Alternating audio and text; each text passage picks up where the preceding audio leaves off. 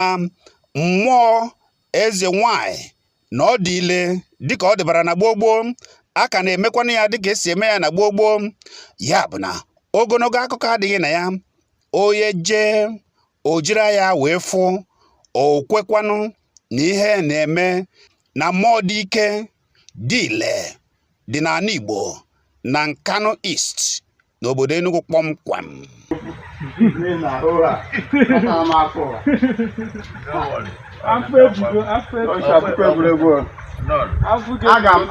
Atara m afọ na South Africa. I'm telling you. Really? Akele m Chukwu. Okay. Ha n'ihi na ndụ m dị. N'ihi na asị na nkịta nwere ndidi na-atọ kpanụ gbara. As come the living dog is better than dead lion. So I'll talk coach today. Nna ya ekene gị. Daalụ.